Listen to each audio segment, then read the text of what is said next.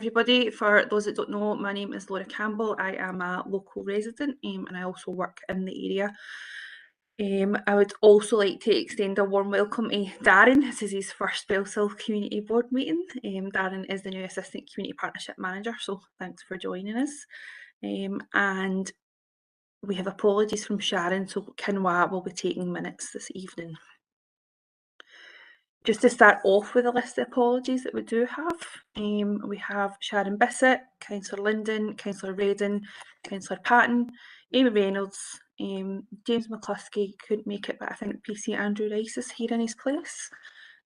Dennis O'Keefe, Craig McIntyre, Amy Mooslake, Elizabeth Cunningham, Paul Council couldn't make it, but I think Andrew Burrows is coming in his place, and Gail Smith. So that is all the apologies that we have for this evening. And we'll just move on to the minutes of the previous meeting, which have been circulated, and any matters arising. I don't have a note of any matters arising. Does Leanne, do you have any? I think everything that's on the previous minute is covered under the agenda items. Brilliant. So we'll just get a start on the agenda items then. So number 4 is local priorities, and the first one is the poverty and food insecurity subgroup, and that is an update from Christine Reid. I actually can't see. Has Christine joined us? I don't see Christine. She is meant to be here. She was communicating with us earlier today and didn't tend to come along. So unless she's just having problems connecting, maybe just move on to the next updates, Laura, and then we'll bring Christine in when she gets on the meeting. Yep, so that will jump onto the COVID-19 impact, and which includes digital inclusion, and I believe that is Sam Hunter that will provide that update.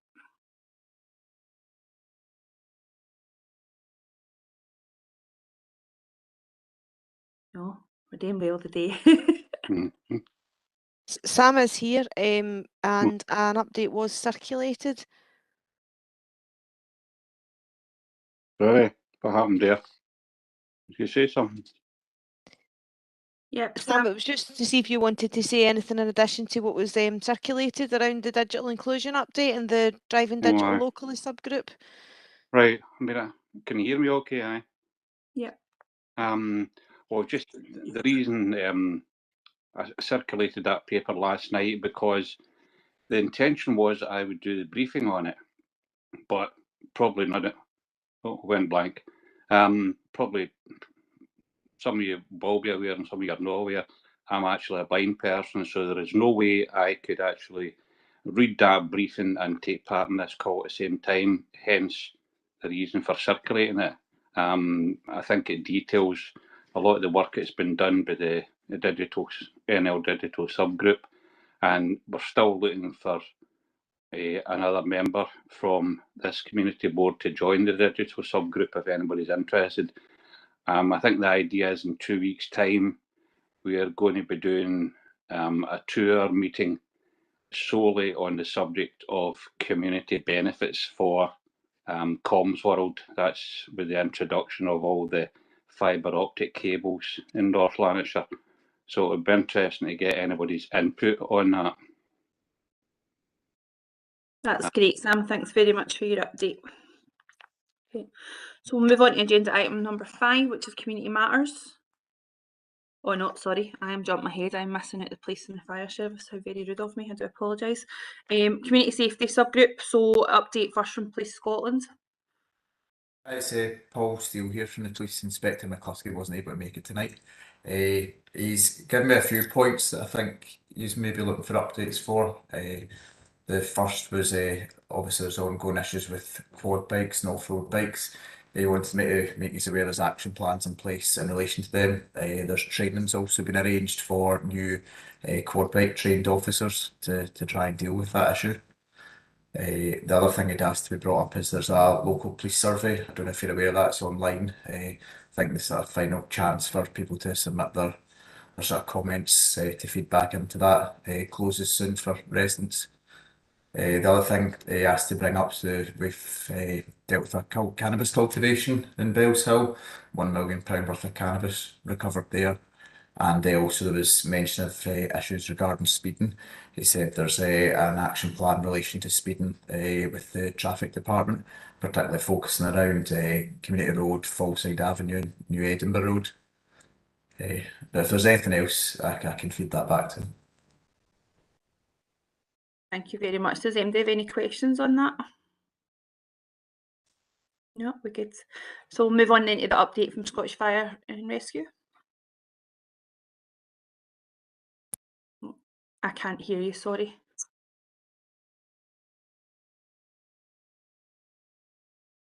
Everybody else here, is it just? No. No.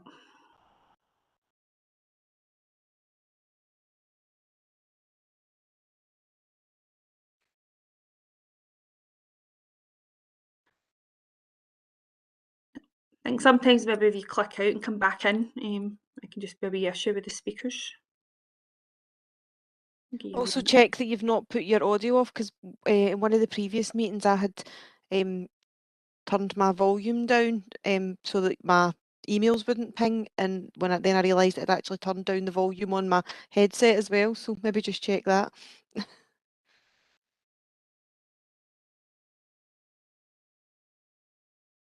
Joys of technology.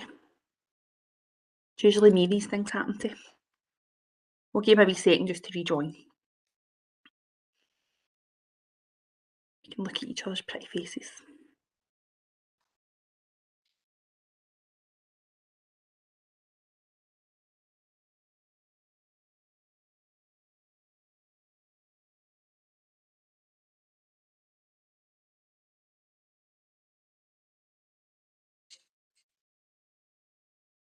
Just while we're waiting to add, if Christine doesn't make it, I actually sit on the Poverty and Food Insecurity Loop, so we have been updating the list of previous actions that we had, and I'm sure that information was circulated, so if Christine doesn't make it, yeah, Leanne?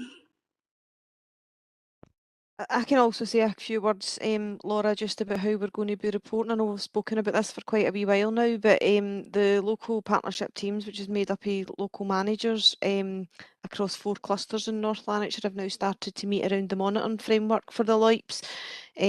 So linking through the work that's happening through the subgroups and that's happening on the ground around the LIPE priorities, we'll be feeding them into one partnership performance framework, which we'll then use to agree with kind of community board members what types of things we're going to be reporting at different community board meetings.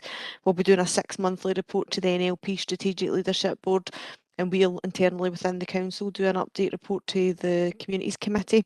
But in terms of the community board, what we'll bring is what we'll probably do in one annual detailed report around all of the like priorities, but we'll agree quarter to quarter what types of updates, so where we've made more progress around a particular priority, we'll feed that into the agenda of the community boards, and that could be in a number of ways. It won't always be detailed reports. Sometimes it might be topical presentations or discussion groups, or it may well be reports on some occasions, but I just thought I would kind of update you on that, so you're starting to see it now feeding through into the community board agendas, but that'll become a bit more formal when the performance framework, we start to be able to pull information from it, if that makes sense, over the next few months. That's brilliant, thanks very much, Leanne. Right, Andy, will we try again?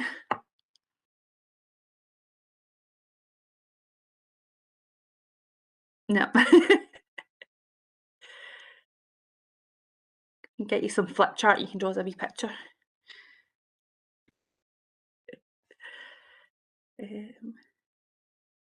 Okay, right, we'll move on. I'm sure that there's been information circulated, and if there's any burning questions, I'm sure we can stick them in the chat bar. So agenda item number 5, community matters. So this is where we do the input from local community groups, and the first item is the Orbison Hub, particularly the ASN provision, and I believe we've got an update from, is it yourself, Leanne? It just says LC. All right, Alison, were you going to pick that one up, or do you want me to? I'm happy to start, Leanne, and if there's anything you want to add, to do so. So I suppose, firstly, that there was, we did want to update people just in terms of the position in relation to the broader Orbison Hub project, and note that it is at pre-construction stage, and it's expected to work on site to commence in the second quarter of next year. But we are aware that a number of inquiries have been raised in relation to any ASN provision on the site, and I think in particular there was a misunderstanding about consultation process in relation to that and the hub, because the consultation process has taken place in relation to the replacement of the two current schools, Longmuir and Sacred Heart, which would be incorporated into the hub, and that's obviously a statutory requirement. I'm not sure if maybe the queries had arisen because some of the illustrations around community hubs have talked about that in some areas they may have integrated ASN provision, but that won't be the case in the majority of hub areas. And where there is specialist ASN provision, that's really going to be dictated by the wider planning and the decisions that were made as part of the review of additional sports needs provision in North Lanarkshire, which took place a couple of years ago. So members of the board might be aware that we have a general presumption of mainstream in relation to education, where we are able to support children and young people locally and also try to retain children and young people's support and meet their needs within North Lanarkshire provision. There is a new needs-based assessment pathway that supports that, but there isn't a specific plan to develop additional provision within the hub beyond for those children that would already be catered for in mainstream schools with support. So I know that some individual parents have raised concerns about what that means in relation to their own children's circumstances, and having spoken to colleagues in education, I know that if there are individual inquiries, that someone in the inclusion team would be quite happy to speak to any parent in relation to that. But it was just to say that there wasn't, and clarify that there wasn't a plan for additional or new provision to be built in to this hub, or indeed other hubs in North Lanarkshire where there hasn't already been, as part of the ASN review, planned specialist educational establishments. So I don't know if that fully answers the questions that board members may have had, and I know that there have been some individual inquiries raised and responded to by colleagues in the education service. But if there's anything else I can help with in terms of clarification round about that, I'm happy to share that. I think just as you mentioned, Alison, there was quite a few individual parents that had raised concerns around about, you know, the lack of ASN provision in Bellshill. And I think at the date of our last meeting, you know, we were still recovering from the transport issues that had happened at the start of the school year, but they have all been advised to reach out individually. So I'm hoping that has took place and people are starting to get some communication. But Yeah. thank you. Thanks. The next thing we have on the agenda is the climate action update, and that's Kira. Am I saying your name properly, Kira? Yeah, that's great. Thanks, Leanne. Evening, everyone. Hopefully you can hear me. I'm Kiara Fingland and I'm a Senior Design Officer, Architecture and Design Scotland. And I've been leading on some of the work that's been done in Hollytown. And just in case there's anyone on the call who isn't aware of the project that we're doing, the Climate Action Towns project is all about supporting place-based climate action in a network of 7 small towns across Scotland, working collaboratively with local communities. And from this, we hope to be able to kind of share learnings across other places in Scotland. But Hollytown was selected as one of the 7 towns. And that was all done through a data-driven approach, which included various indicators. And if anyone wants to find out more about that methodology, to just drop me a line.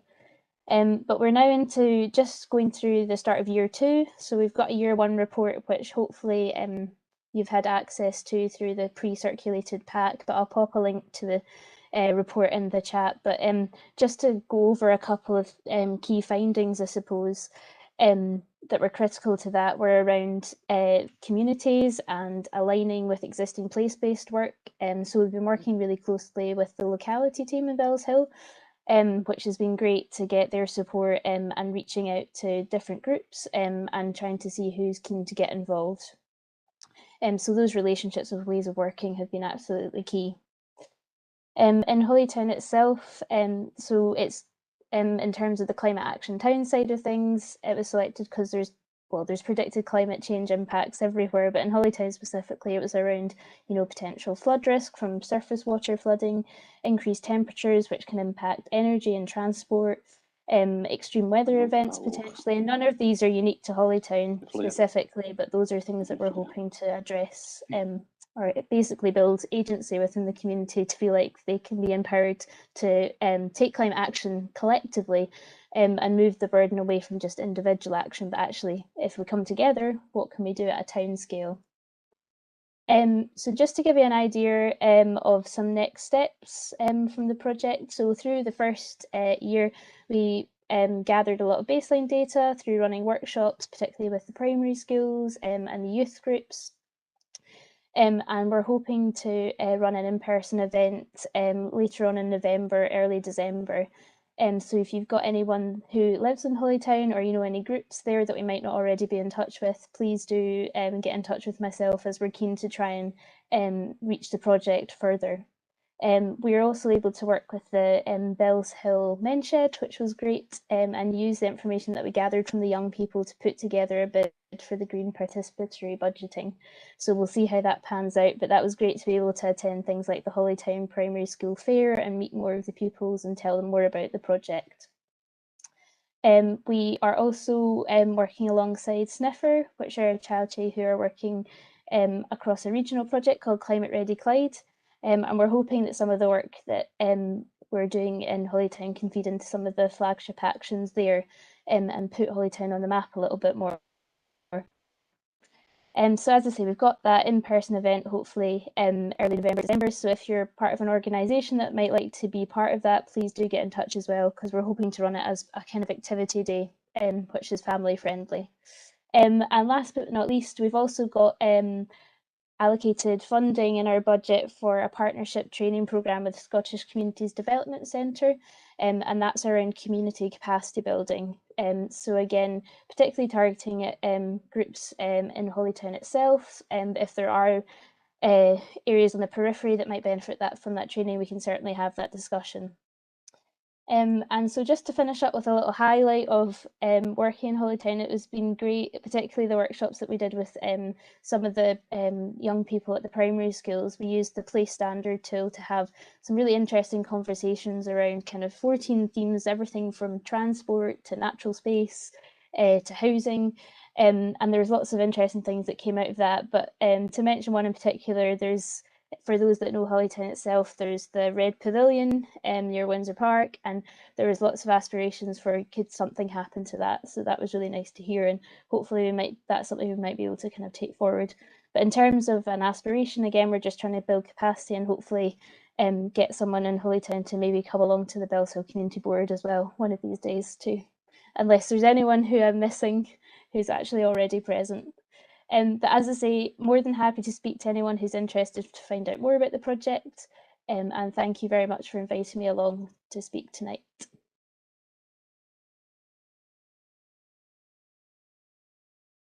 Thanks very much for the update. Does anybody have any questions on that? No. They're all so well behaved this evening. Okay, so we will move on. Next, we should have been having an update from Sharon, but unfortunately she's not here, so I think Leanne's going to do that in her absence. Yeah, it was just a very brief update, Laura, just to say where we're at in terms of the work around the Concordat. It's been discussed at a previous community board meeting, but just to briefly recap, Van Ale are working with North Lanarkshire Council to lead on work to co-design a community concordat to underpin how residents and organisations from all sectors work together. Really that work's been driven on behalf of the community planning partnership, so although the council and Van Ale have been kind of leading, it's been very much co-designed and developed across the partnership. when I say a concordat, I really mean an agreement, and one of the things that we're looking at is changing the name for it, because a concordat is probably quite a confusing term that most people don't necessarily connect with.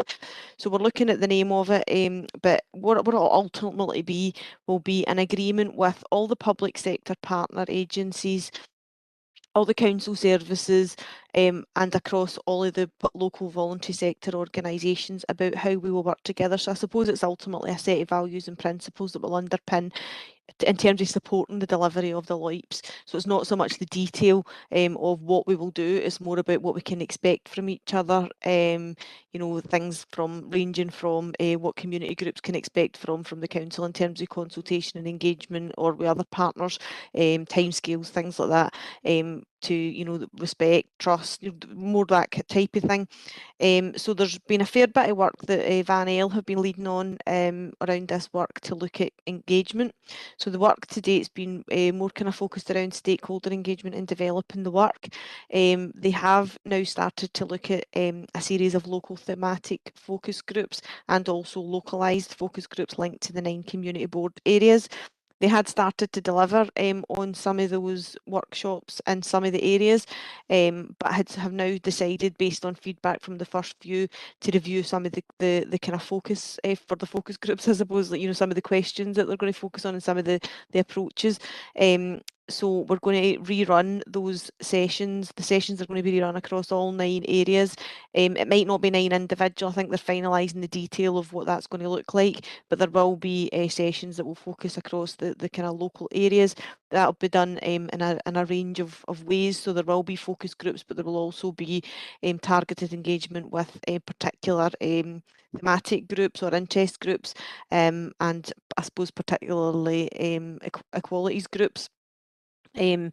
So it was just really a kind of update on where that work's got to. I will share a link online, on the chat bar, sorry, that takes you to further information online in relation to how that work's progressing, and gives you more information on how people can participate. We will continue to share information in relation to any local activity and how people can get involved.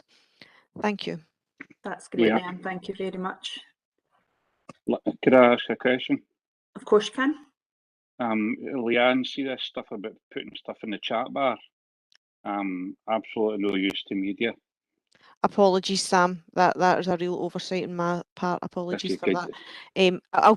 I'll put it in the chat bar, but I'll also make sure that it's sent to you specifically, and we can. Or would you prefer us to read out the link? It depends what's the best way. No, if you send me the link, You'll just send you it separately. Yeah. Okay, Yeah. that's perfect. Okay, apologies for that, Sam. That was.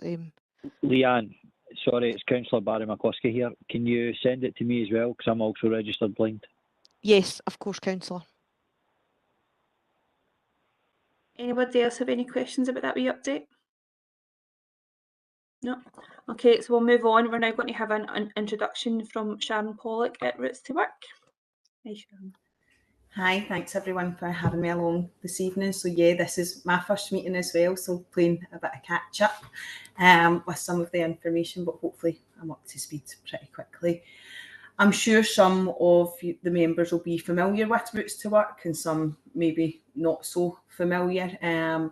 So I don't really kind of know what's been discussed previously. So I'm probably just going to start from scratch and give an overview today. So I'm going to share just a kind of few bullet points about Roots to Work, and then I can also share them with anyone that needs them sent directly to themselves. We are a charity who work within North Lanarkshire, and I'm a caseworker that works within the Coatbridge and Bellshill area. So essentially, our support network is to provide employed and underemployed people with support back to work. Some people move into work in a week, some people will take a year. It really just depends on the individual, what support they need.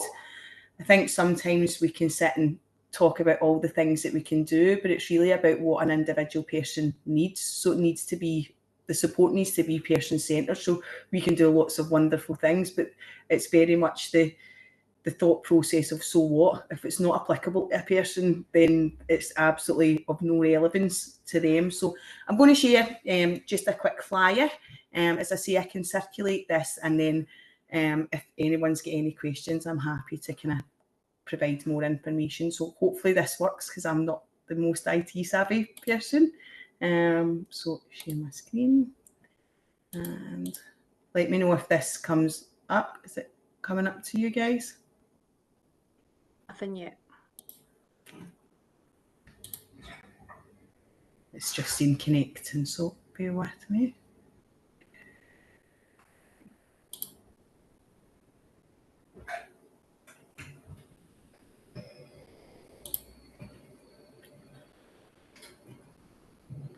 Sorry, it's saying connecting, so maybe not this evening, but as I say, I can add it in. So I'll just run over it verbally.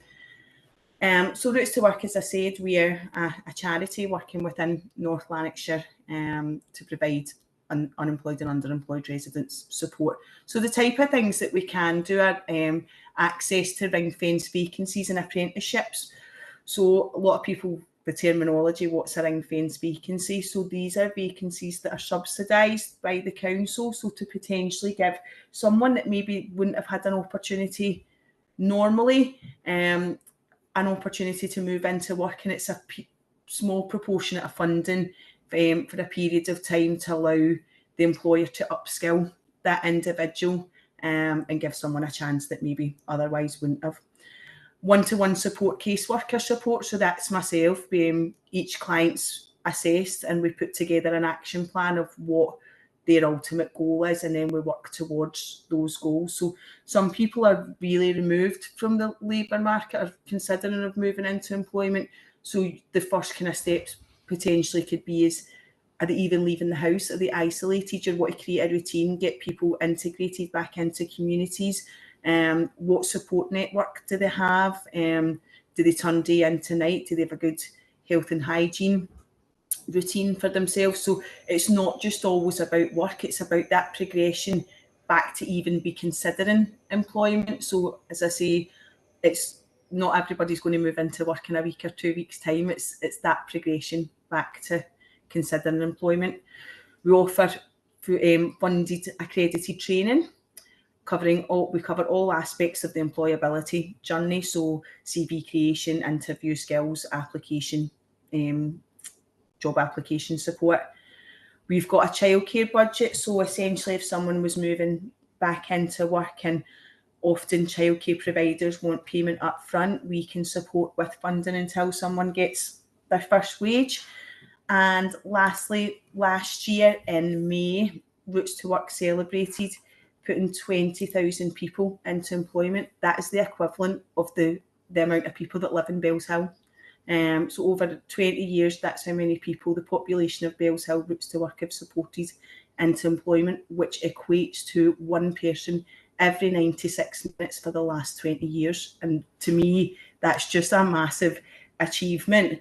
The support that's provided by all of the staff, whether it be the administration staff, financial staff, the caseworkers, from front to end, that's what we're here to do. We're here to ensure, empower and inspire people that moving into work's not a bad thing. I think with the cost of living crisis, lots of people are thinking, oh, am I better off working? What's the situation? Can I afford to run a household if I'm back at work? And that's where we can tie in using lots of other organisations. And that's probably the reason that I joined the community group, was to, one, create awareness of the service that we can provide, but two, to also find out about other services that we potentially can use to support our client group. So we'll use services like financial inclusion through the council to get better off calculations for people, citizens' advice to ensure that people are able to pay their energy bills or get any support in that sense. We use food banks. There's so many organisations, because we're not specialists in everything, but we're a really good kind of, I don't want to say one-stop shop, but a really good signposting organisation as well. If we don't know, we'll find someone who does. So that's probably a bit of a whistle-stop tour of Roots to Work today. I'm happy to kind of share any of my details if there's any clients or anyone identifying to you that think would benefit from getting a bit of support. it's not a mandatory service, it's totally voluntary. So I'm happy to have a chat with them, give anyone a bit of information, and then if they're happy, we progress, and if they want to have a wee think about it, then that's absolutely fine as well. They know that we're available to provide that type of support. Thank you. Thanks very much, Sharon. Does anybody have anything to add to that or ask a question? No? Okay.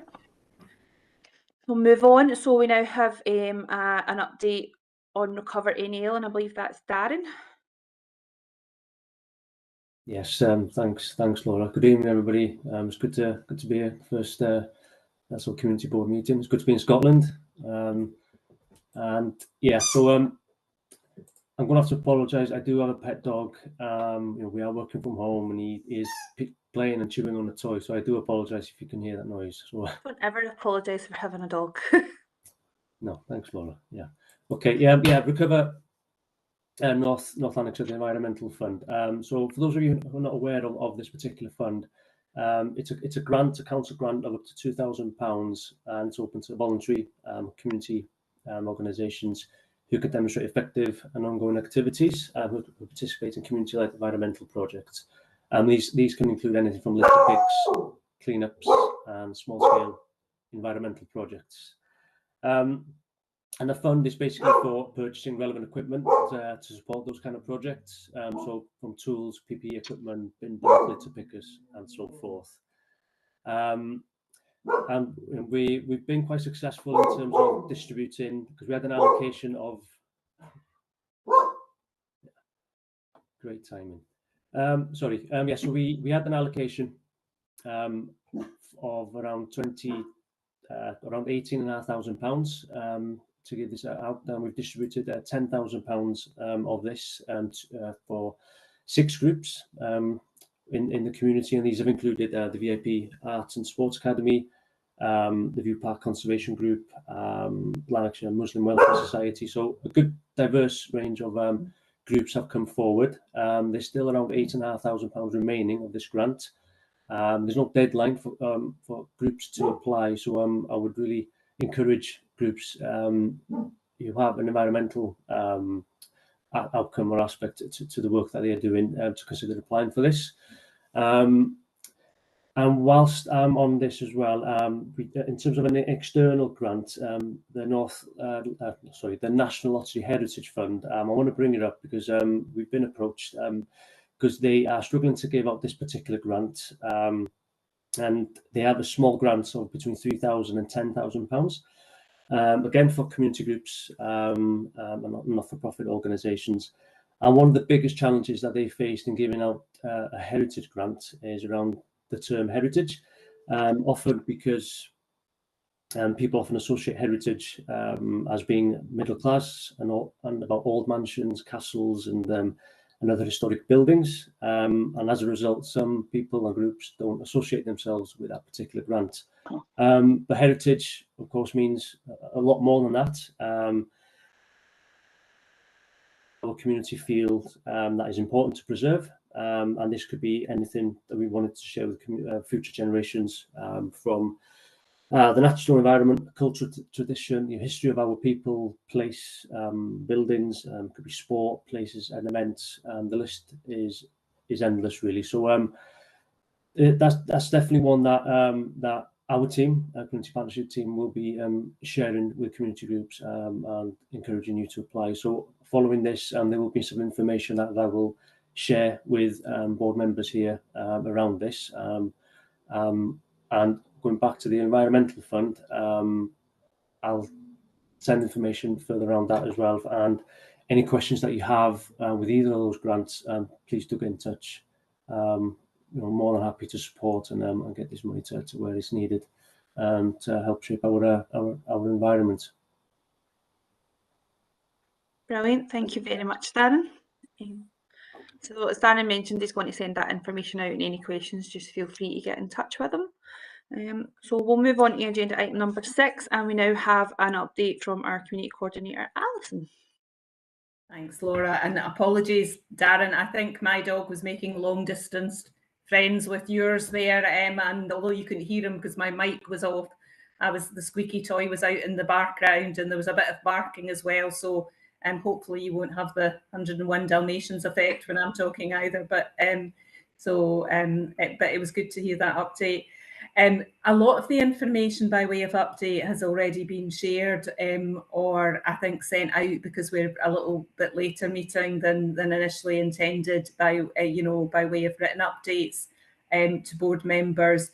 I am conscious, both Laura, that you spoke about obviously poverty, food insecurity and cost of living earlier, and we heard that also through the Routes to Work presentation, and I just wanted to highlight, because it is quite fresh, that obviously the council last week at its policy and strategy committee had an update on the wider tackling poverty strategy, work around child poverty, but also additional actions that are being taken council wide in relation to cost of living, whilst obviously recognising that there are a lot of factors out with our control. But it was just really to board members to say to look out. There will be a campaign round about that and promotion of the support that is available, and to highlight that we are working with community, voluntary sector, faith groups in relation to provision, as well as highlighting the facilities that are already available and open to people in communities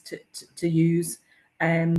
So that's something just really to look out for, as well as that there is some limited funding that will be available and will be distributed through the council to some targeted groups. So it's just, people will see the publicity as it comes out about that through our comms team. But I know it was something that will be of particular concern to this community, along with every other at this point in time. Other things, there's a couple of updates that have been sent out, written updates, but maybe just to mention and draw people's attention to. One was the new gateway provision that we previously had input on at the board, and the fact that the new cycle facilities and nature trail, etc., are opening. I think, Leanne, you can keep me right on this, but I think it's next week on the 23rd. And there will be a more formal opening once the full facilities are ready. But that's good progress, and something that the board heard about and had an interest in earlier on in the year. And the other one seems like we're a bit ahead of time for this, depending on how organised everyone is. But you'll have seen a couple of emails come out around festive decorations, and just a reminder that the council's commitment this year is to provide decorations, trees to the 8 main communities board areas, but that if other community organisations who are self-funding and want to decorations to be put in place and to link with us about that. I think the closing date, and again, keep me right, Leanne, is it the 21st or 22nd for that people need to get in touch with us before then if they are wanting to support with that. But the funding and the provision that can be done through the council is primarily the main towns. And the only other thing that I wanted maybe to draw people's attention to, and it may be an issue that is been and gone in terms of a concern, but there is, people will be aware of new homes being built at Community Road. I think there had been some concerns raised by local people around parking with contractors on that site.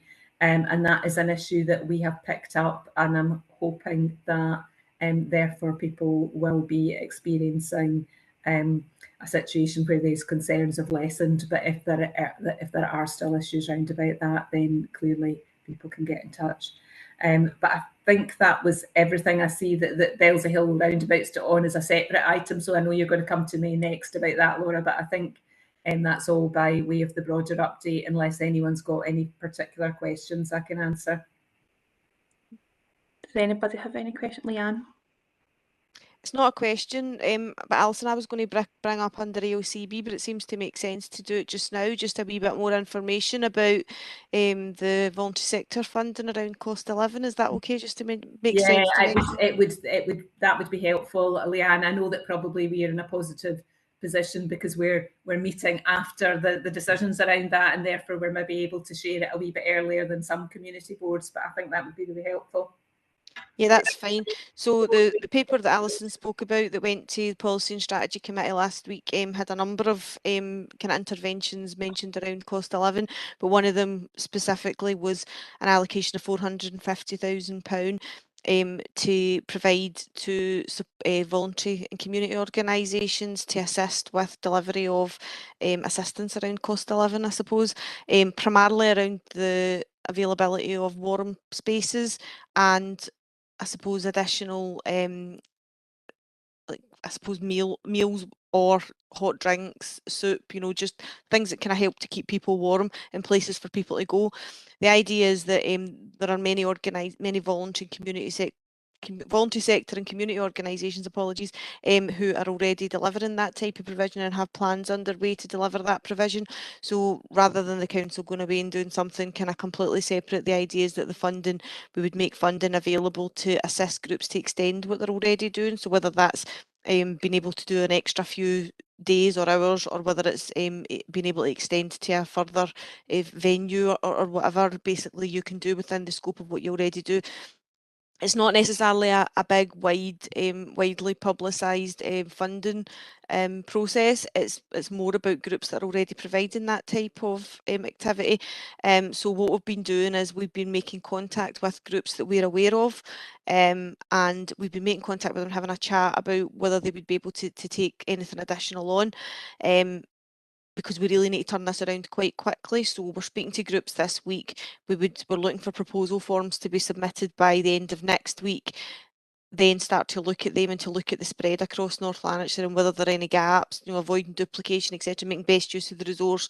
And then we would be looking to start to pay that money out and have the provision up and running early in November. So we really do need to turn this around quite quickly. The funding will be available as this £450,000 for all of the 9 community board areas.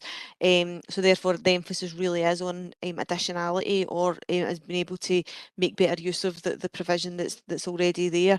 However, we would be keen to hear from groups that we potentially may have missed, so groups that you might be aware of within your community who are delivering this type of provision that we could potentially work with.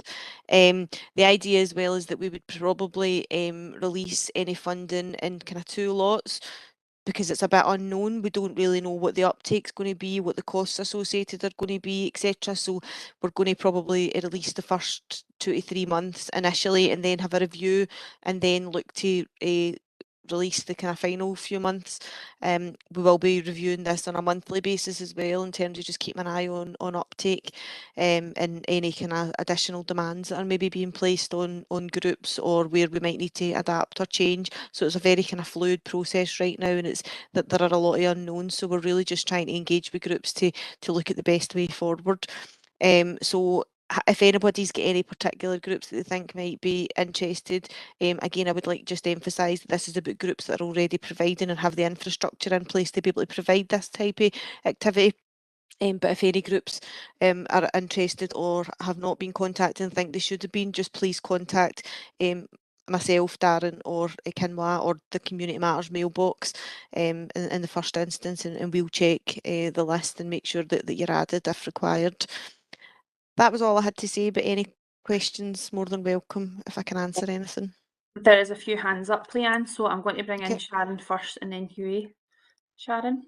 Hi, I just wanted to mention I've been to multiple cost of living events over the last probably 6 weeks or so, and the attendance from your communities has been, say I've been to 5 events, there's probably been 5 in total people attended. I don't know whether it's a stigma issue, people not want to ask for help. I don't know whether it's a marketing problem, but what feedback we were kind of getting is they're all through the day, so people see if they work are being left out, and they feel that they've been excluded, and the cost of living impacts all of the community. Obviously, I work for Routes to Work, but we still get feedback from clients that are working that they feel they need support in all these events, and maybe from like 10 till 2, they don't suit a majority of our community residents. So that's maybe something to consider. I just don't know whether it's because they're held potentially in council buildings and things. People don't want to be seen to be going into these buildings, and then people question why you're going in and asking for help. So I don't know if that's something that can be considered when moving forward. I don't know. I don't know what's stopping people coming along, because they're obviously great events with lots of resource, but the attendance from communities is pretty poor. Sharon, just to add on to that, that was brought up at the Poverty and Food Insecurity meeting last week, where, because like the subgroup have had a few of these events as well, and the attendance hasn't been particularly high. And we did have a chat about, maybe it's not about expecting people to come to us, but us actually going to them.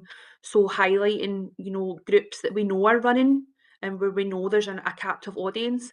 And rather than pinpointing people and saying, oh, do you want information about the cost of living crisis? Do you want actually just having pre-made information packs that can go to everybody in the group and say, here's some information we've got. If you've got any further questions, there's a number there to phone us, and just trying to take that stigma away, but actually, going to where people are. I can try and respond to that, because I don't think it's an easy thing to answer. I think I would just want to clarify that I know there are a lot of events going on within communities right now, and that's brilliant, and that's the right thing to be doing, because we need to raise awareness of the help that's available for people. And I completely take your point. We need to look at doing that in as many different ways as possible to reduce the stigma. But I just wanted to clarify that this funding for the voluntary sector is less about events and more about creating places that people can go, warm places, or places that people can get fed when they can't heat their home, or they can't, they can't cook, or they can't. So it's about creating spaces that people can go into. However, there is absolutely still a challenge around the stigma associated with that, and that's the very reason that the first step that we've taken is to engage with voluntary sector organisations who are best placed and who are already delivering a number of activities and services within communities to try and, if it was just about the council opening, we're not saying the council won't open facilities if need be, that's still to be looked at, but I suppose this is about looking at where people are already engaging and where voluntary sector organisations are already providing services, so that this can be kind of hooked on rather than being seen as something completely separate, and trying where possible to reduce that stigma. However, I take the point, it is a big challenge, and it is so. I think this is not about it being an event, although what we are really clear about is if organisations are providing information, are providing, warm places, food, hot drinks, etc., that if they can do it alongside activities and other reasons for people to participate, that's even better. But also that they do need to be building into that some level of, signposting and providing people with further information. They're also looking at doing potentially like a roadshow associated with these venues, where information can be a bit more targeted. So I think the idea was to try and take it, so it's not going to be a one size fits all. This is about community groups and organisations coming forward and saying, this is what we're already doing, this is what we could do a bit more of, and this is what we think would work within the community that we work within. And then I suppose what we'll be doing is looking at the spread and, making sure that, we've not got clusters and then big gaps, and just trying to kind of work, then look at how we work with groups to kind of fill any gaps, and for groups where there are clusters to be working in partnership to try and give that spread, so to have a bit of a mix of evenings, daytimes. But it's all very unknown. We don't know how people are going to engage, or if they're and we'll just need to keep reviewing. We're building in a monthly review process, and that's purely to look at uptake. If there's challenges with uptake, why? What more can we be doing to help people to participate in a way that suits them? So I don't think there are any easy answers to this. It's very challenging, and there is that stigma issue. But we need to just work with the voluntary sector to try and find some kind of solutions and ways forward. Yep. Alison, can I just double check if you were wanting to come in on that issue before I move on to Hughie, or was it for something else? You're on mute. Apologies. Yeah, it was that, but Leanne's covered quite a lot of it, Laura. I think we can take the feedback back. Just to say, you know, where we're talking about our own provision and promoting support that's available, we do look at a cash first approach where it's possible to try and reduce stigma as well and give people control. And I think it's just what Leanne said, that we will, you know, we're trying to work with existing community groups and facilities, and in terms of just promoting the resources, and Heather's team are very much part of that, and facilities that are already available within the council as well to do that as too. But it is about making it easy for people to get information wherever they're pitching up, really, and that's also why we've got the comms strategy around about this too. So hopefully if there's other feedback, we would be grateful to have it, and particularly obviously from your group, but we'll just keep people up to date, and as Leanne says, continue to review what we're doing. Brilliant, thank you. Hughie? Hi, Chair, can you hear me okay? Yeah. Chair, that's some great ideas that Len's come up with, but I see the problem being communicating it to the public. You know, it's a great thing for especially the elderly to go to a hall and get a wee cup of tea and a coffee and a heating, safe heating. The big problem is communicating the actual people at home. There's nobody sitting watching community boards, you know. There's no other way of getting to them, and I can see these halls being open, plenty of tea and coffee there, and the elderly not knowing anything about it. Thanks, Chair. Thanks very much, Hughie. That has actually been brought up before, because we sometimes get caught up in, you know, we are a digital era and everything goes out on social media. But I think it's important that we don't forget that there is people out there that don't have access to that, and we start looking at ways that how we communicate about these events that aren't all digital and online. So 100% agree with you there. Patricia, do you want to come in? Hi there, yeah, as the Thornwood Community Council, we're starting a Caring Cuppa cafe. Hopefully that will be starting at the end of October, and it'll be in the Tannockside Miners. So that's on the premise of what we've been discussing there. We're going to provide hot food.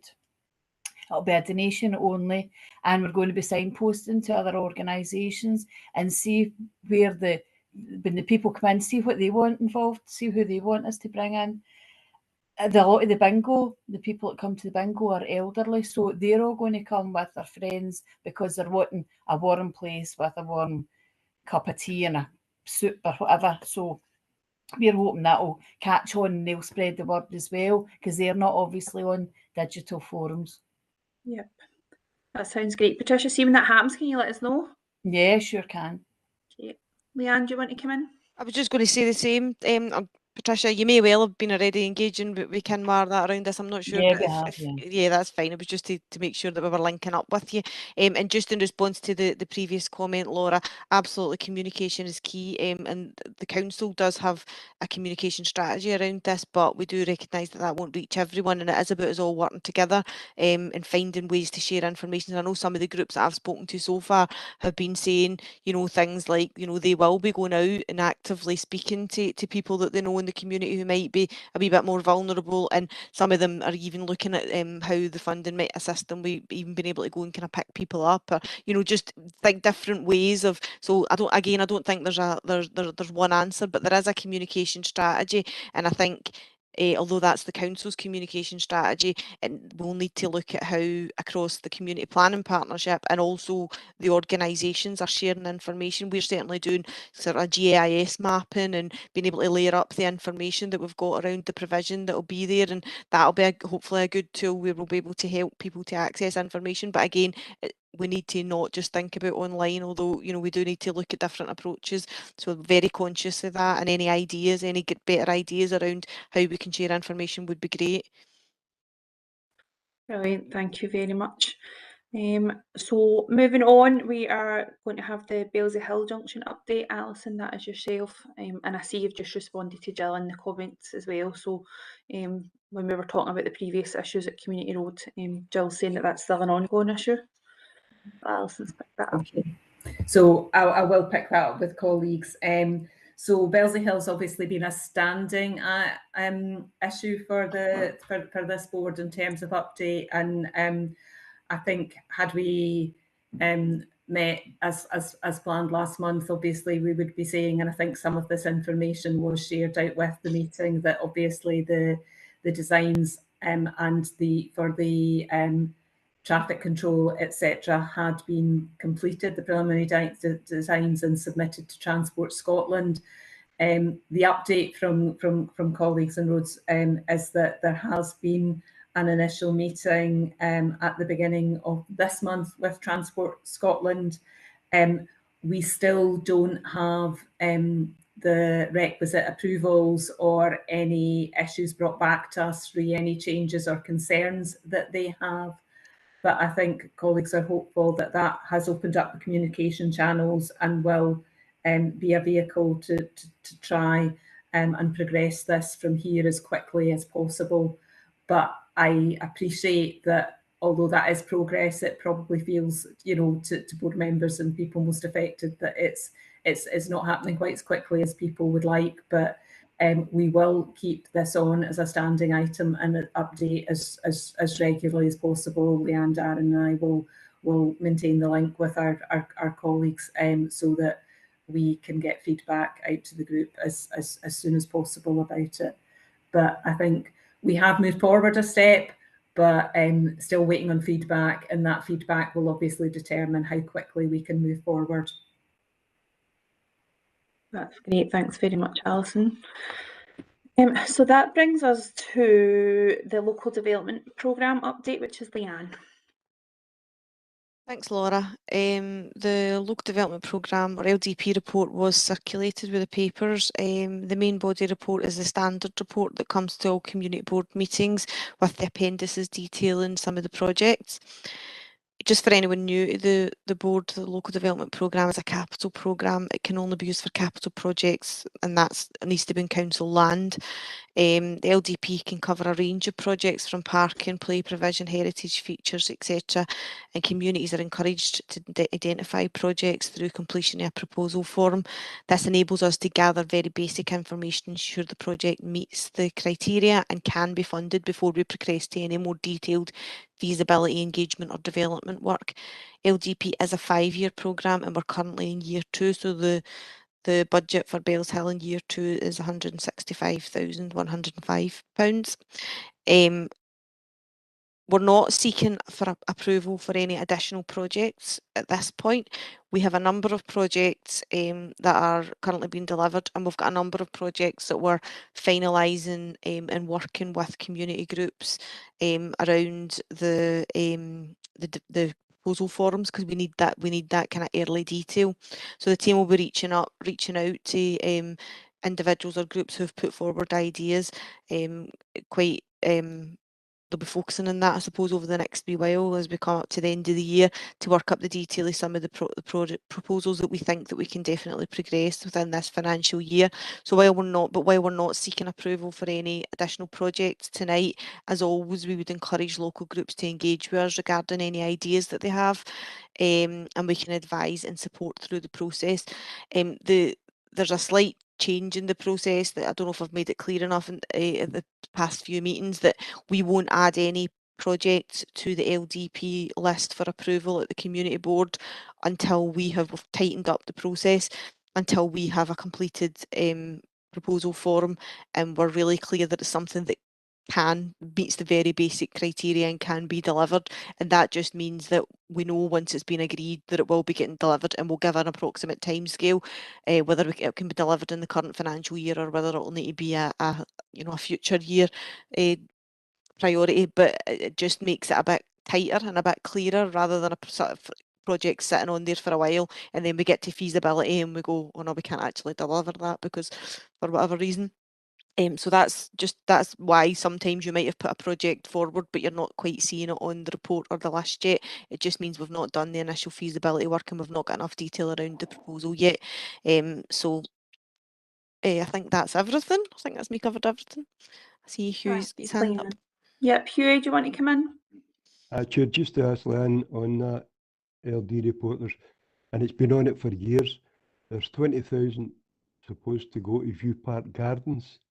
Is there any update on that? Because it's been going on now for quite a number of years. Thanks, Stuart. Yeah, so that was an indicative amount that was allocated to View Park Gardens, I think a few years ago when the kind of consultation was underway around the future of the gardens. So it was before we kind of tightened up the processes and that money was allocated. The money's still notionally allocated to View Park Gardens, but we've not had a detailed proposal come forward yet in terms of exactly how that money will be spent, hence why it's kind of moved forward for year to year. Just recognising that there's been a lot of consultation and a lot of engagement around the gardens and a lot of discussion with different groups at different times. And obviously you'll be aware of the recent approval around the long-term lease and the asset transfer around View Park Gardens to the View Park Gardens Trust. So there is potential there for some small-scale investment, but we await a detailed proposal to look at exactly how that funding will be spent, but it is on the list because it was approved historically before we had put in place the need for the proposal forum to be finalised. Thanks, Leanne. Okay, so that brings us to any other business. I don't have a note of anybody pre-submitting, but does anybody in the meeting house? So I've got two hands here. I'm going to bring in Alice first. Sorry, am I pronouncing your name properly? Yeah, it's Alice. Hi there. I have a presentation. Do we have time for? It's just a couple of slides. Is that possible, or is it better just to chat to talk? Leanne, how are we for time? Well, we do allocate until 8:30 for the meeting, so if it's Right, only I'll a few see. slides, I'll see I'm if sure it that'll be works. fine. Yeah, I'll see if it works first.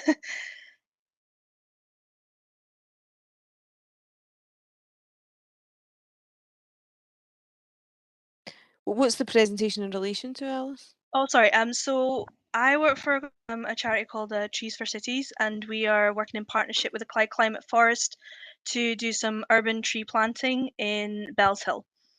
So that's what it's about. Can you see? Is it sharing? I can see.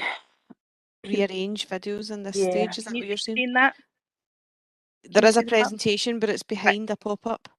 Oh, okay. I can't see the pop-up. It's odd. Let me stop sharing then. Don't know where the. It went away there. So. Okay, I stopped sharing. So. Unless that was just coming out on my screen, it could have been. No, it was on mine as well. Weird. Okay, if it comes up again, I'll just talk through it. See if it comes up. Sorry, see if it comes up. You just press the wee X button and you get rid of it. I can't see the pop-up. Yeah, so on your screens though. So I just see. press X and it just goes away. All right. Okay. Can everyone see that? Yeah. Yep. Great. Okay. So yeah, sorry. So my name's Alice Lidlow. I'm the Urban Tree Canopy Coordinator for Trees for Cities, and we're working in partnership with the Clyde Climate Forest to do some urban tree planting in the areas of Bellshill. So just a little bit of information about Trees for Cities first. We are a UK charity that is working to improve lives by tree planting in cities. We've planted over 1.5 million trees since 1993 when it was first started, and have engaged with over 140,000 volunteers since then. And now we're working in partnership with the Clyde Climate Forest to improve the canopy cover in urban areas. For those people who aren't aware of the Clyde Climate Forest, it has been going on for a couple of years now, and its aimed is to see around about 18 million trees planted over the next 10 years. So that's 10 trees for every person that's in the Glasgow City region. The Clyde Climate Forest is being delivered with the help of the Green Action Trust, the Conservation Volunteers, Glasgow City Region, Trees for Cities, Scottish Forestry, the Woodland Trust, and the GCV Green Network. The aim of the project, like I said, is to see 18 million trees to be planted, and one of the goals that we have, so you can see there, we've got the 3 C's there. So canopy, connectivity moment is focusing on the canopy area. So that is to increase the canopy cover to 20% in the urban areas of Glasgow. Now, at the moment, the Glasgow City Region's canopy cover for urban areas is about 17%. So that's why we're wanting to increase it further. And that's our goal, for it to be increasing it to 20%. And you can see, and we've identified some areas within the region that are at risk of climate change. And one of those areas is Bellshill. So Bellshill, there is some areas that have been identified at risk of climate change. So that's things like flooding, the heat island effect, which is having lots of concrete, tarmac, which is increasing temperatures especially in the summer. We're hoping to do some consultation with the local community. That's why I'm doing this on the board, to make sure that we're planting in the right place. So our kind of it's basically the right tree in the right area, the right place. So we've identified those areas. These areas have been checked, feasibly checked by the council, and have been approved. And we are now reaching out to the local community for consultation, and getting them to go onto our website. So at the moment, there are flyers being posted to residents close to the potential tree planting locations for their feedback. I was going to put the video, but we might skip that actually. So if there's any questions, there's my email address there and my mobile number. And for any other information, there is the link there for the Climate Forest information. So thank you. Thanks, Alice. Can that presentation be sent to like the Community Matters email so that Of course, people who are not at the meeting could maybe see it? Okay, so I've got loads of hands up, and I know that Sue and Joe had their hands up for any other business. So is that still for any other business, or have you got something to add to Alice? No, I said it's any other business. Okay. Councillor McNally, was your point to come in to Alice there? Yep, thanks Laura, and thanks Alice for that presentation there. The map with the areas, I mean, it's very specific, I've got to say. Obviously there's a lot of detail that's gone into that. Just maybe just could you give us a wee bit of information about how you reach that determination on those areas, because it did look very specific to certain areas of Bellshill. So obviously there's some work that's gone into identifying that. So maybe just a wee bit of information about how you reached that. Yeah, so we looked at the Climate Forest, identified these areas through looking at possible lack of tree cover, lack of canopy. I mean, even if there's just kind of one tree here and there, it's not going to have the same effect that it wouldn't have if there was multiple trees there. So it's looking at those areas as well, and it identified specific kind of postcoded areas that were vulnerable to climate change. So, like I said, the flooding, etc. And then myself and another member, we did site visits and looked at areas that we could see where there was potential plots of land where there wasn't any trees. So that's basically why it's a bit more specific. That's great. And one just final one, Laura, if you don't mind. Obviously, the focus there looked as if it was on the electoral ward of Bellshill, but in terms of our neighbouring wards, so I represent Moss End and Hollytown, just up the road, and I know there are people on from Thornywood as well. So I mean, is there any sort of any plans for the sort of wider Bellshill locality? I'm not sure at the moment that there is. If there is, then I will be more, I will inform people, but at the moment I don't think so. Okay, thanks very much. Thank you. Elizabeth, can I just double check if you were coming in about this issue, or was it any other business? No, it was about this issue, Laura. Right, you can go then. Right. Alice, you've already emailed me, I've replied to you. It's just to jump on to what Councillor McNally was saying there. it seems to be you've just picked one part of Bellshill, mostly down the North Road end.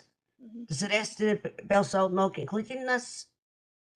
Like I I know when I'm said, sitting, I can look at 3 big parks with no trees. And so maybe picked somewhere that's full of houses and flats. So at the moment, like I said, these have been postcodes that have been identified. So we're focusing on those at the moment. And then if there is any that we need to kind of expand, there could be a possibility. But at the moment, like I said, I don't know of any other plans of that. Thank you for that. Leanne, were you coming in on this as well? It was just to briefly say it would be good to know a wee bit more. I'm sure that there is some connection with the Climate Action Town work in Hollytown, but I don't know if I know that maybe it's the early stages, but I thought there was maybe a wee bit of a discussion that had taken place, which might link into some of the comments there around further areas, because Hollytown would sit kind of in that wider board area rather than the town. So I don't know if yourself or Cara can say anything if there have been connections made between that Climate Action Town's work and Hollytown, or if you've not got that far yet. I'm happy to leave it till a later date, but I just wanted to mention it would be good to see if the connection's been made there, if possible. Yeah, I was just about to come in on that and just say we have been in early discussions, particularly with a local business in Eurocentral who's keen to help form a community woodland, and so we linked in with the Clyde Climate Forest and the Green Action Trust. So there is early conversations going on there, but I don't know, as Alice says, I don't know what's definitely in the remit and what's not, but those conversations are definitely happening. And Frank, it would maybe be good to get you involved in that if you're interested as well. You can drop me a line. I don't know if Kinwa wants to add any more on that.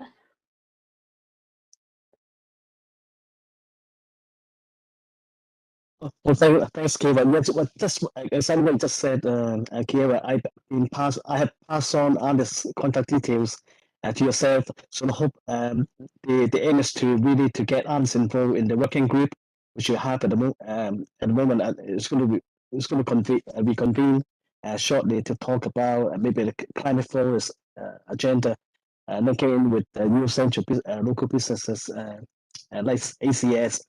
To maybe do some tree planting. Hopefully, that can be a joint partnership approach in helping to tackle climate actions in Holytown. But as you said, it's very early stage, but we just wish to keep the dialogue going. Yeah, definitely. And I think a lot of that's around finding a suitable land allocation and things like that. But it's maybe one that we can put on the agenda for a little update at the next community board meeting to just say where we got to with that to keep people informed as well. Darren, did you have something to say about that? Can we make this the final one on that issue and then we'll move on? I'm conscious that Joseph and you have had their hands up for a wee while. Yeah, of course. Thanks, Alice, for that presentation. Couple of questions. Is this your plan or intention? Is it exclusively just for trees, and what the kind of tree, or in those areas that you've identified there, is there opportunities for a green project outside of just growing a tree, whether it was shrubs, flowers, vegetables, that kind of thing? And secondly, how can the community in and around those places that you've identified get involved with that? Because I think involving the community, you said you're going to be doing the consultations, that's absolutely great. Is there any way that project can involve their contribution into making that happen, or is it, if you have specific developers or growers who are coming in to do it? Yeah, so yeah, it is specifically trees for that, and for the community side, my job is basically is the engagement. So I'm going to be engaging with community groups as well to see if there's any people that are interested in doing possible tree planting opportunities in those areas. It's just getting at the moment reaching out and seeing if there's any interest in that. Okay, thank you, Alice. Thank you. Thanks very much. That sparked a lot of interest there.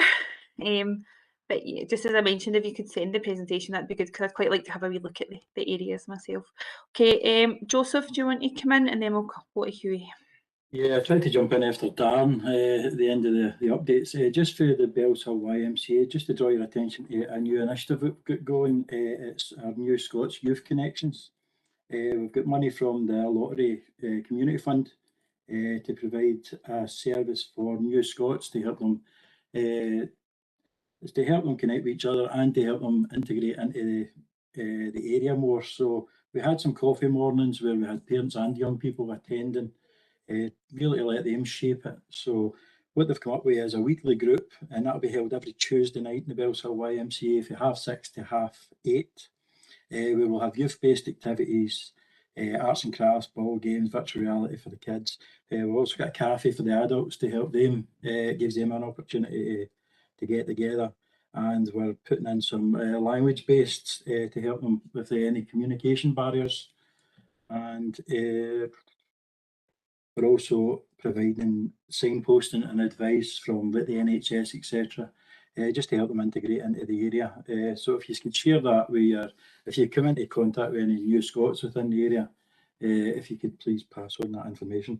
I'll forward through the flyer, etc., to all of you. I think Bellshill YMCA are also looking at providing a warm space and tea, coffee, soup, etc., within the Bellshill area for people this winter. So I'm not sure if they've been in contact with Quinoa regarding that and the funding that might be available. We're also looking for board members. We've had a few board members leave recently, so the YM are looking for new board members. If anybody knows anyone who'd be interested, can you please get in touch? Just on the View Park Gardens Trust, just a quick update. We're still negotiating with North Lanarkshire Council over the lease, but as soon as that's done and dusted, then we'll definitely be taking advantage of the £20,000 that's been earmarked. There's been a lot of vandalism recently to the gardens, and it has deteriorated quite a bit since we started the CAP process. So there's going to be a lot more than £20,000 needed. So we definitely will be taking advantage of that. From the View Park Family Centre, we're having a bit of trouble. We only had a 4-seater car to pick up kids for school, nursery, etc. So as of yesterday, we've invested in a new 7-seater car. So hope it can expand our services. We're having a bit of trouble picking up kids for Aikenhead and Burtonshaw and from John Paul, etc. in View Park. So we'll be able to expand our service a wee bit more there. And it means no kids are having to walk from school with the workers, of course, in the rain. So that's everything I've got. Thanks. Brilliant, thanks very much. You're involved in quite a lot there. Oh, busy man. Busy man. Okay, I'm going to bring in Hughie. Thank you very much for your patience, Hughie. No bother, Chair. Just 2 quick questions, if that's okay. Yep. I had problems getting into the meeting tonight. It took me 15 minutes. I know I'm getting it away. So I missed the previous minutes of the last meeting. I was interested in, I noticed Councillor Angela Campbell reported about vehicles parked at the top of Old Edinburgh Road near Philip Murray. Was there any response to that? Because I think it's actually getting worse than when she reported 2 or 3 months ago. My second point is either to Alison or Leanne, and I brought this up several meetings ago. There was £450,000 grant from the Scottish Government to North Lanarkshire Council to update play parks. And I know that there's 15,000 being put out to about 4 or 5. So that means there's still quite a bit of money there. Now, we're always complaining about lack of money. So I'm just wondering what's actually happened to about £300,000 of this money. Because we're now going into the winter, it's a bit late to try and do anything. So if anybody could help me with that. Thanks, Chair. Thanks, Hughie. Leanne, do you want to come in first? Yes, no problem. If it's the same matter that Councillor Campbell had raised, if it's the same one, if we're talking about the same one down Philip Murray Road, which I think we are, we are arranging a site visit to go out and have a look with our colleagues in roads and with potentially the police, just to go out and have a look and, you know, kind of monitor the situation and kind of see what some of the challenges are.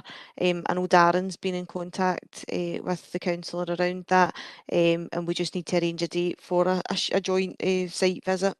And we will then, it really takes kind of roads to come with us to make an assessment of the situation and to agree what type of intervention they would potentially support. I know that there are some ideas around additional parking and things like that, so we will explore that when the site visit's taking place. We will then work with the councillor and or any kind of local residents to work to write up a project proposal if we think there's anything we can do through LDP, but obviously that'll be a joint site visit where police and roads will be there as well, so if there's anything they can do from their end, then we will get that kind of implemented. So that one has taken a wee bit longer just with kind of changes and people being off within our team and kind of Darren coming into the area and stuff like that. So we will get a site visit arranged. I'm saying this, maybe Darren's already done it and I just don't know about it, but we will arrange a site visit for ASAP to get down and have a look at that area and to get things moving and progressed as quickly as we possibly can. In terms of the funding from Scottish Government, that sits within our project team around play provision. So that kind of sits alongside the allocations that we've got for LDP. So as you know, LDP, there are loads of ideas, but we can't cover everything every year, and something we need to look at the budget on an annual basis. So the funding that comes from Scottish Government is very specifically around upgrade to play facilities in North Lanarkshire, and there is work across North Lanarkshire. I don't have the detail to hand around all of the play parks that are being supported, but I certainly can get that information and share a kind of overview, but it's managed within our team as part of the wider play upgrade programme across the whole of North Lanarkshire. So it kind of complements some of the ideas that have come up through LDP, but also the council's requirements in terms of upgrading play facilities to a kind of certain standard and within certain distances and things like that. But I can certainly share more detail around that, Hugh, but I certainly don't have it to hand right now, but I can share that information with you. Okay, thanks. That's great, Chair. Thanks. Thank you. Does anybody else have anything they want to add? No? Well, that brings us to the end of our agenda. The date and time of the next meeting have still to be set, so that information will be sent out when it's available. Laura, the date that we are looking at is the 8th of December, I believe, but we're just finalising that because we want to check that doesn't clash with anything that's happening in the area, but I believe that that's the date that we're working towards. Because I wasn't sure if we were having another one before Christmas. Hello. Anybody there? Yep. Aye, I thought it was going to get. Sam. I was just sorry for interrupting, Laura. That's all right. I had said to Darren that I would try and do a quick wee update from the access panel, but I don't know if you've got time for that or not. Yeah, we've still got time, Sam. You can go. Well, it just shows everybody's aware of things. We're still awaiting the installation of the pilot for the smart cross at the junction of Bellshill Station, Glebe Street and Delson Street. So we're still awaiting that, along with the other pilots on the smart cross crossings. And we're waiting the schedule getting set up to do the start of the town centre access audits as well. And we're continuing to work with the bin men on putting bins back safely on the pavements to allow for safer access for where it's disabled people or people with kids in pushchairs. It's a continuous process. It's asking the bin men to actually put the bins back in against the fence in a safe place, or indeed asking residents to take their bins back in as soon as they've been emptied. There are other things going on, but they're more North Lanarkshire wide, including the Motherwell's train station refurbishment, but can try and keep you updated on that stuff. It was just to keep everybody updated. That's brilliant. Thank you very much. You've got a few questions coming in, Joseph. That wasn't a question on that. It was another point. Sorry. Okay, right, 2 wee seconds. Elizabeth, did you have a question for Sam? Yes, Sam, it was just actually to help you with the update on the bins situation. Andrew McPherson has been spoken to, and he's going to take it to the bin men and tell them basically to put the bins back in. So that might help you there, Sam. Aye, well, I'll get back onto him as well, I think, Liz, and see where we go with it.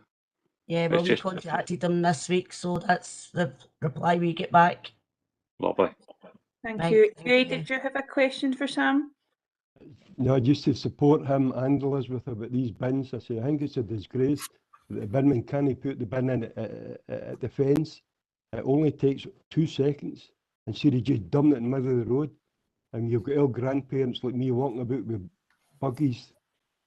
And I can appreciate Sam his site. So hopefully Alison takes it up because it's not a major problem. Just put it to at the side of the fence. Thanks, Stuart. Right, thanks, Hugh. Aaron, did you have something to come in on that matter? No, Laura, it was just to very briefly say, I didn't want to put in the chat, obviously, for those who have got difficulty with reading that. It was just to say that I know we had previously, many meetings ago, I think it might have been yourself, Sam, raised an issue around certainly the paving at the back of your Park Health Centre and the car park was really fairly poor.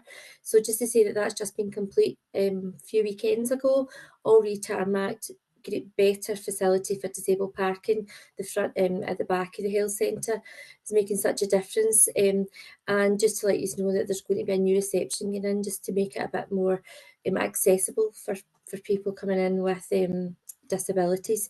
We do plan to do Bellshill reception as well, but just to let you know that View Park will be first, and there's great improvements there for anybody coming in the building.